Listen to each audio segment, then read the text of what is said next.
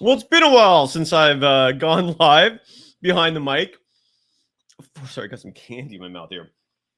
For an episode of Locked On Warriors, but here we are. And even though we're officially in the doldrums of the NBA season, where it's slow, summer league's over, most of free agency's done, but it ain't boring in Golden State Warriors land. There's a lot to talk about. The Warriors haven't even filled out their roster yet. We're going to talk about that. Some interesting comments from Joe Lacob. Some more interesting comments from Darvin Ham, Lakers coach, who had some words directed toward Warriors head coach Steve Kerr. There's a lot to talk about. There's still some free agents out there. I'm going to break it all down next. This is Locked On Warriors. You are Locked On Warriors, your daily Golden State Warriors podcast. Part of the Locked On Podcast Network, your team every day.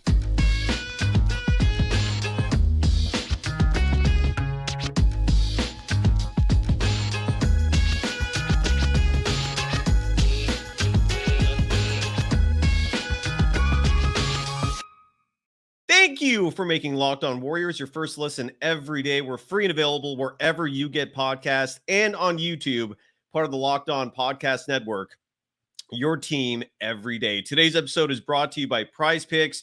First-time users can receive a 100% instant deposit match up to $100 if you use the promo code Locked On. That's prizepicks.com. Use the promo code Locked On. You can follow me, Cyrus Saatsaz, on Threads at DogWild. Super easy, DOGWILD. You can also follow me on Twitter at DogSurfRoadshow. Welcome everyone. Got a few people in the chat here. Cool breeze. I wish there was a cool breeze flowing through my room right now. Part of the reason why I've been, and this is not a joke, part of the reason why I've been inactive and not hosting as many shows as I would like to is because I live in a place where before global warming, didn't need air conditioners.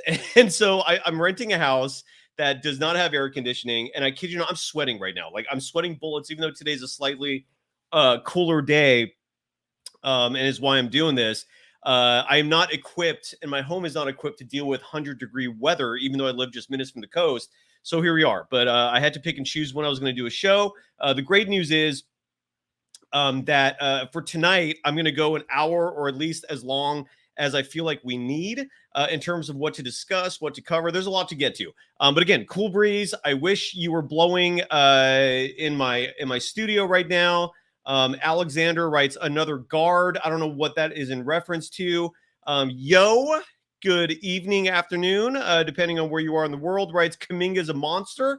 I am going to play a great soundbite pertaining to that. That's how I'm going to start the show because I feel like lately I've been doing all sorts of positive content and that's been translating. Manifestation is an absolute myth. There's no science behind that. But look, positivity is something that just does not go around enough on this planet. And I heard some great comments pertaining to Jonathan Kumina. So I'm going to talk about that in just a minute. Jay writes Kuminga is going to average 18 and 8. Very possible. Eight seems like a high number. He might, but if there's one thing that he has not shown he is dominant at, it's rebounding. Steve Wilton, hello. Wilton writes that Joe Lacob told Tim Kawakami, the former San Jose Merc columnist, currently with The Athletic, that the two timeline approach was working after they won the title. I have not seen that, so I don't know what that's from. Alexander's referring to Jerome Robinson. I'm going to talk about him in just a minute. So Jerome Robinson is a player that Adrian Wojnarowski, and again, this is when you know it's slow in the NBA. He actually expended energy from his fingers, from his brain to type out a tweet that the Warriors had signed Jerome Robinson, a player that I didn't know until very recently was a former lottery pick. But he was on the Warriors last year. There's absolutely nothing of substance to that. I'll get into that, to the why in just a minute. Jerome Robinson will not be on the actual roster. I promise you that. Wadner Gideon writes that the Warriors urgently need a 7-footer. I don't disagree with you there. Daniel Reed writes, are there any 7-footers available? We'll talk about that in just a moment because, again, the Warriors currently have 13 players under contract. They can field up to 15. Minimum is 14, and that's where they're most likely going to go just because of the fact that you save money. By not signing a 15th player, you could have 3 two-way spots on the roster this year. So there's a very good possibility they're not going to add or sign a 15th player. You never know, but there are still 7-footers. And I'm going to get to that in just a moment. And still, Steve Wilton, you're saying that Lacob made those 2 timeline comments on a podcast. Again, I've never heard that, so that would be news to me if he actually did make a reference to that. Well, I'll get into the 2 timeline comments from Joe Lacob in just a moment. But you are absolutely right, Steve, that Kerr does not typically play bigs. Even when bigs have been on this roster, they do not get a bulk of time. Hui, I'll get to Summer League, among many things on the show today. Rebel the Sounds, what is up? So why don't we get into first things first, the good news. Jonathan Kuminga, who is, in my humble opinion, I'll start the show by saying this.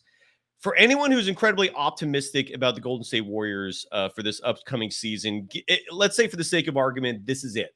That the Warriors roster is what we're looking at, except for maybe 1, possibly 2 more players.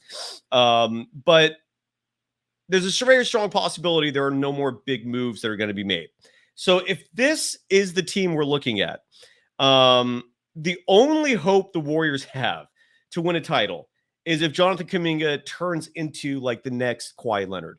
That's it. That's the only hope. The only model for success I see here with this Golden State Warriors team is the 2013 San Antonio Spurs, a team whose core was starting to age, but then they had Kawhi Leonard emerge and become the next great thing. The same Kawhi Leonard who, for a brief moment in the NBA, was the best player in the NBA. The Warriors need Jonathan Kuminga to experience that kind of growth this season. He needs to become a dominant player. If he does that, if he turns into that kind of player, anything's possible. The Warriors could absolutely win their 2nd title in 3 years, win their 5th title in 10 years. If Jonathan Kuminga does not turn into that player, if Steve Kerr hinders his growth, if Kuminga just doesn't end up being that good, which is a possibility. I don't think that's the case, but it is a possibility.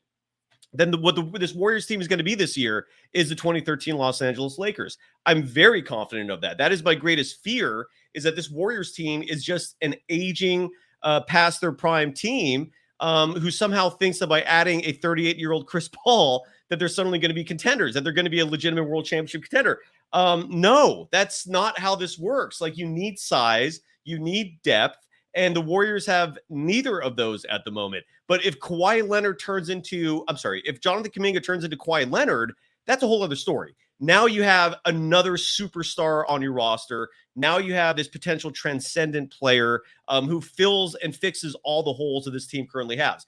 It's possible. We'll see. But I want to play this clip. This is from a podcast that doesn't even cover the Golden State Warriors. This is a podcast hosted by Brandin Statton, who hosts a show covering the Atlanta Hawks. That's called Sleep Hawk Worldwide. I think it's called Sleep Hawk Worldwide. It's a podcast that's hosted by Tyler Hansborough and Brandin Statton. At least I thought it was an Atlanta Hawks podcast, whatever it is. They had former NBA player Wayne Ellington on the program. Wayne Ellington most recently is known for being on the 2020 Los Angeles Lakers championship team. And I'm really happy that Brandon forwarded this clip to me because the topic turned to Jonathan Kuminga. And listen to what Wayne Ellington had to say about the Warriors forward. I'm the biggest Kuminga fan, and probably besides maybe his mom, in the world. And I'm on Twitter all the time, and I get emotional. I'm like, man, these guys talk about how he's a bust. It pisses me off. And so I had to check myself and be like, well, damn, man, like, I guess I am saying the same thing. I'm talking out of both sides of my mouth. So it's an Let me tell you this. conversation. Jonathan Kuminga is far from a bust. When that kid gets his opportunity, which he's going to, people are gonna be like, okay. You heard it first, Tyler. I'm telling you, man, I love that. He's a real deal. You know how to get sleep deal. going, Wayne. This guy, sorry. man, this guy's the biggest Kuminga fan out there. I'm the biggest Kuminga fan, and probably besides maybe his mom. And so that was a clip of Wayne Ellington, and I wholeheartedly agree, man. I've never heard anyone call him a bust. My thoughts on Jonathan Kuminga are this. First of all, if you've listened to the show for a long time, you know I have faith in the kid. I love the kid. I'm still bitter and pissed off that Steve Kerr did not play him in that Lakers series last year in the conference semis. I still fully believe that if Jonathan Kuminga and even Jermichael Green, a player who was 6'8" and who in that Game 3 victory was huge in the playoffs last year, I still firmly believe that if they got minutes and they matched the Lakers' size, they could have won that series. That playoff series loss was entirely, in my humble opinion, on Steve Kerr. And hopefully he's said in the post-game press conference last year after the loss that he saw some clarity, that losing brought him clarity. And I really hope that clarity includes playing Jonathan Kuminga. Jonathan Kuminga in the 2020 draft would have been the number 1 pick. That's how good he is. That's how hyped up he was coming out of high school, playing that 1 year in the G League. He was considered to be a potential megastar. Still is. I still believe that. But you got to play the kid, and you got to develop him right. And him sitting there on the bench in these crucial moments when for 3 months he did nothing but help the Warriors avoid the play-in and get into the playoffs, that still bums me out and disturbs me. And again, Wayne Ellington, former NBA player, hyping him, Jonathan Kuminga there. So Kuminga's got to play. And again, that's just my belief. If the Warriors have any shot at winning a world title, unless they make the moves I'm going to talk about when we come back, they're not winning a title this year. And anyone who's telling you otherwise, they're delusional. This is old and small does not translate to NBA success. Yeah, and I hear Vincent Yu. I'm going to get to a few chats here real fast. Vincent Yu writes that Kuminga's skills are there. He just needs to be unleashed.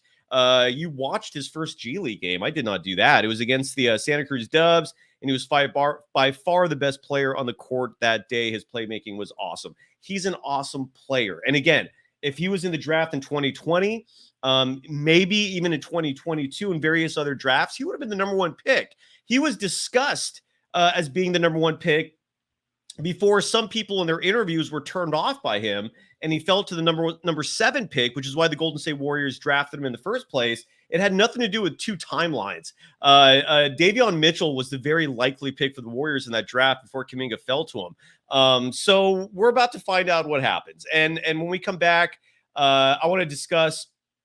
Obviously, there's a lot to get to here. There's Joe Lacob's comments on the 2 timelines. There's the fact that the summer league is over. Got to give some feedback on that because there was a high, there was a low to that. Later in the show, I'm going to play a soundbite from Darvin Ham. He was on Chris Haynes and Mark Stein's podcast, talking some smack about Steve Kerr. And I haven't really seen that soundbite played anywhere, just because I personally had to spend like 30 minutes looking for it from various podcasts. So we're going to talk about that and so much more. Going to get to as many chat questions as possible. A little harder when I'm solo to get to all of them. SG Sports Talk channel. I love the love goes right back to you, man. Thank you so much for the positivity. Obviously, please help us with the likes and all that YouTube stuff that helps in terms of the algorithms. First, though, got to give some love to PrizePicks, an awesome sponsor, by the way. And it's an awesome sponsor because it's all about having fun while gambling, but it's legal, at least if you're here in California. And PrizePicks, the way it works, it's very simple. It's over-unders, it's individuals. The Women's World Cup is about to start. Major League Baseball is currently in play. And look, basketball is going to be back before you know it. For the older listeners out there, you know this as well as I do, that time freaking flies. The basketball season is going to be back in no time. If you're young, time moves slow. It's part of life. But it'll be here regardless. But until then, if you can't wait, download the PrizePicks app and start playing with some soccer, or football, however you want to pronounce it or call it, Major League Baseball, UFC, and it's all about over-unders. It's all about whether or not you think Stephen Curry is going to score more or less than 29.5 points, for example, or whether or not Draymond Green is going to grab more or less than 7.5 rebounds. Minimum of 2 players have to be picked, maximum of 6 players. Now, if you go 6 players in your pool and you happen to win, you can win up to 25 times your money. And if you make a maximum bet on a 6-player docket, you could win $1 million. True story. That's what PrizePicks can do for you. Did I mention it's legal, by the way, in California? Entries can be made in 60 seconds or less. It's that easy. You don't have any sketchy wire services to deal with. It's safe and fast. Withdrawals legal and operational in over 30 states in Canada, including here in California. So download the PrizePicks app or go to prizepicks.com to sign up and play daily fantasy sports. First-time users can receive a 100% instant deposit match up to $100 if you use the promo code Locked On. Again, put in $100, they will match it. If you put in 50 or 25, whatever you got, PrizePicks will match what you put in. So when you start playing, you're playing with double, but you have to enter the promo code Locked On at sign up for an instant deposit match of up to $100. You are Locked On Warriors, your daily Golden State Warriors podcast. Part of the Locked On Podcast Network, your team every day. Thank you for making Locked On Warriors your first listen every day for the everydayers. And that means you folks who literally watch and listen to every show. Kylan Mills will finally be back with me tomorrow. Her hands have been full covering the Women's World Cup. So she's going to jump on with me tomorrow night at approximately 7 p.m. We're going to be live again. We're going to go for an hour. We want to make a lot of it about you, what your thoughts are. So make sure you jump in and join us and follow us on Twitter at Locked On Dubs. That's where we announce all our start times. That's where we announce, what day we're coming on, who our guests are. Speaking of guests, by the way, to be determined in terms of the when, I'm going to have a Warriors assistant coach on this show. I know who it is. I'm not going to announce it yet. It is definitely an outside the box individual. The moment I learned about this individual, in terms of their background, I got fascinated and I was like, you know what? I want you on the show. So I reached out to the Warriors and they're going to help make that happen. So stay tuned for that and follow me, of course, whether you're on Threads at Dog Wild or on Twitter at Dog Surf Roadshow. So that's what's going on there. I saw in the chat, there's a lot of gambling ads. Look, I mean, you got to figure out a way to fund this operation. And they're pumping out the money. And look, sports and gambling have always been synonymous. There's really nothing unusual or strange about that. So I'm looking at the chat right now, and people are talking about potential players of the Warriors should add. And then Steve Wilton, by the way, writes like Steve Kerr has 9 rings. Show some respect. The reason why I don't put a ton of weight on like the number of rings that Steve Kerr has is, look at Michael Jordan as an owner, for example. Did 6 rings do anything for that? Look, Michael Jordan, in my opinion, is the greatest player ever, not the greatest owner ever. Steve Kerr, with all those rings, was a mediocre at best general manager when he took over the Phoenix Suns. Did not help things out there. And look, he's been a great coach given the circumstances, but I don't know if he's the right guy for this next phase of the Warriors in terms of developing young talent. In terms of allowing individuals to grow, I don't know if he's the right guy for that. I don't. I haven't seen any evidence of him in terms of development, in terms of properly managing a roster.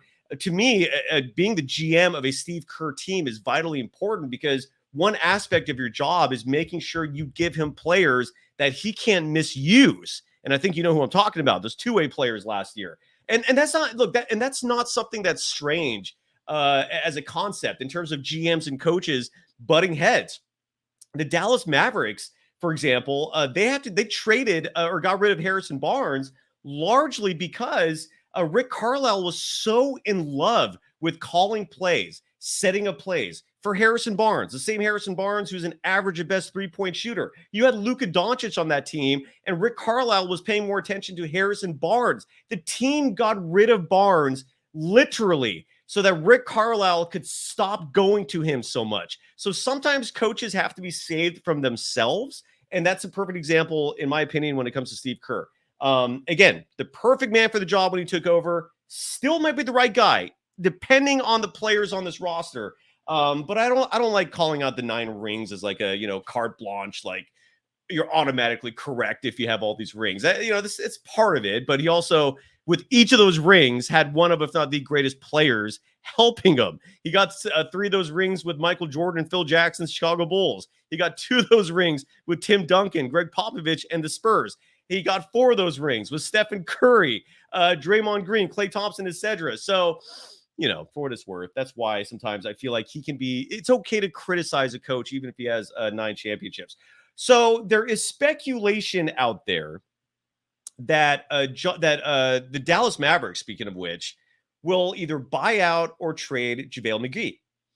Now, on a show, I think a week or two ago, I brought up the fact that there is a possibility the Warriors' strategy in terms of not moving fast with making a free agent acquisition is that they're waiting for the buyout market. The buyout market is something that media has very little information on. The people who are most on top of that scene are agents who know almost everything. And when you talk about an Adrian Wojnarowski, when you talk about a Shams Charania or anyone else out there who's breaking news consistently, it's because they have strong relationships with the agents.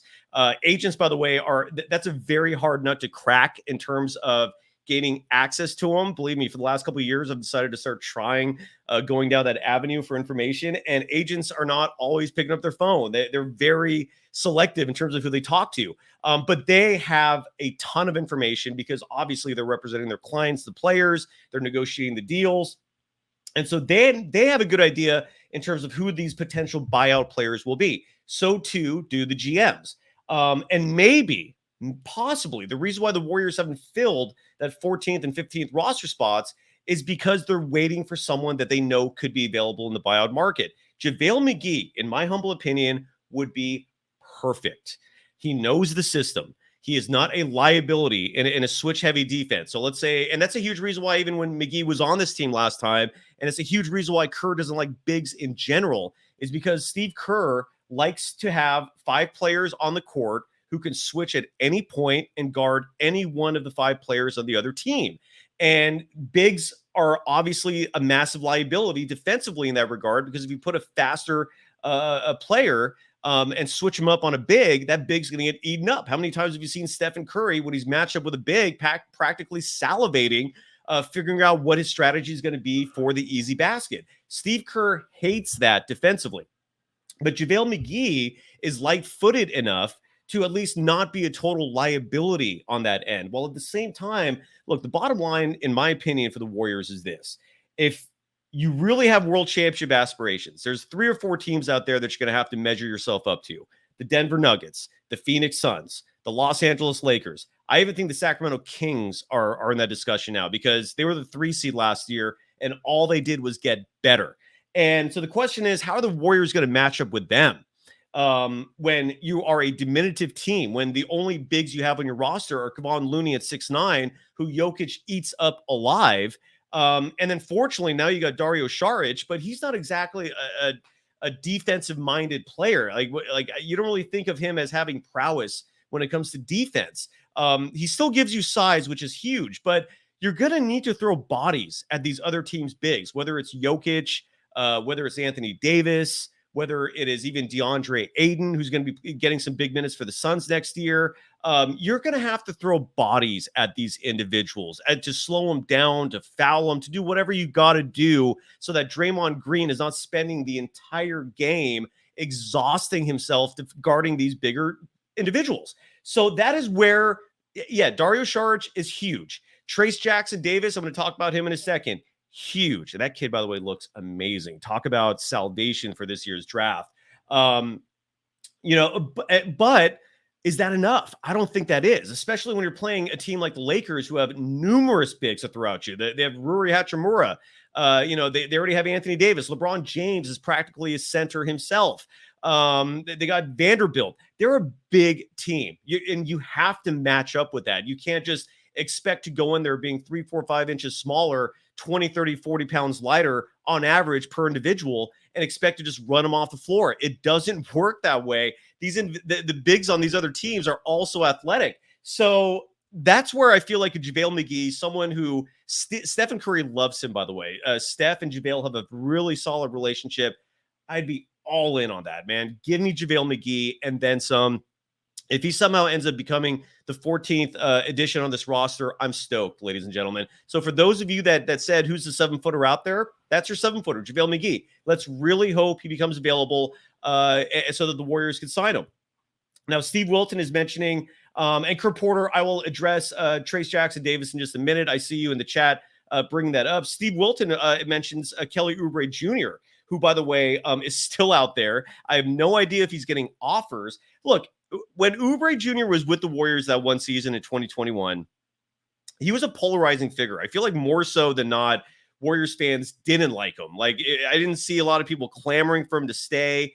But I'm with you, Steve. I would not mind him. This is a 6'8", strong, athletic individual who was a liability offensively, but he was not a liability defensively. And maybe those 3 years since he was last with the Warriors, or 2 years, whatever it was, has humbled him a little bit, because right now he's sitting out there with no one wanting him.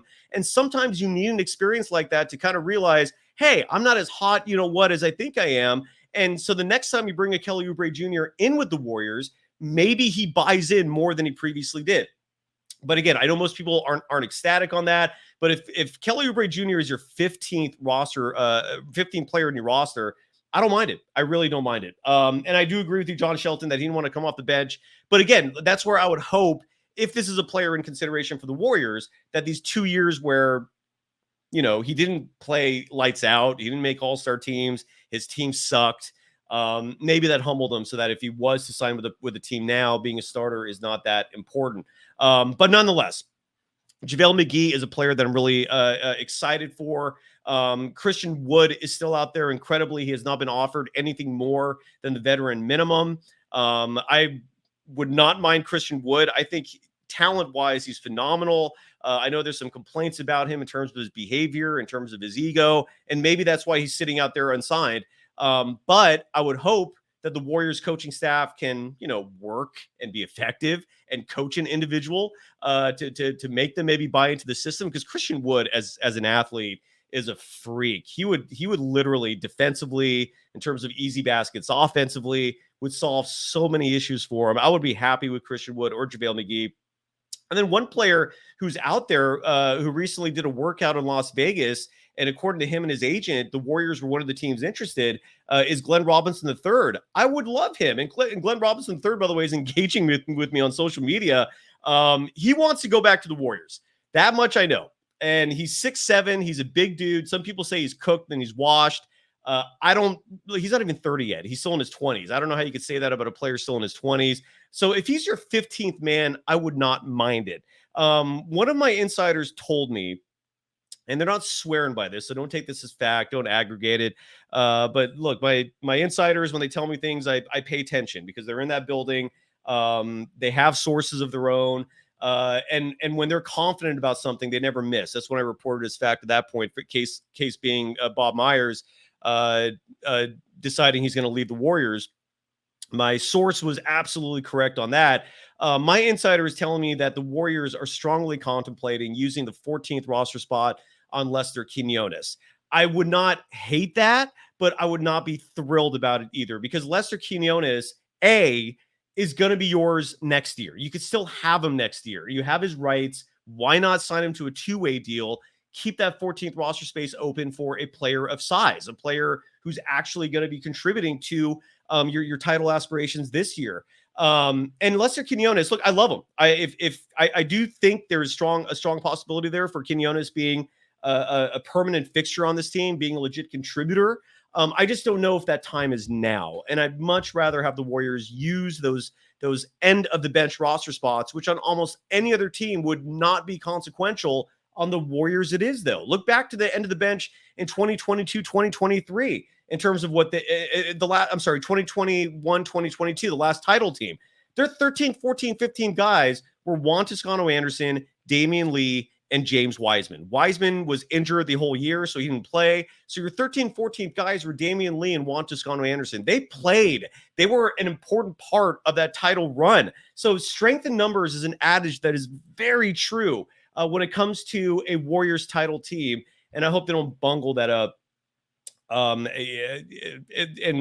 look, again, Lester Quinones, I love him. I think he has a role on this team long-term. For this year, my personal preference, sign him to a two-way, have him spend some more time in Santa Cruz developing, bring him up here just whenever you want to or need to, but use that roster space for some size. I personally think the Warriors could use another big. That's just my humble opinion. I'm going to hit the show open again right now, because I'm going to make this a two-parter. We're not done. There's still a lot more to talk about. So everyone in the chat, just sit tight.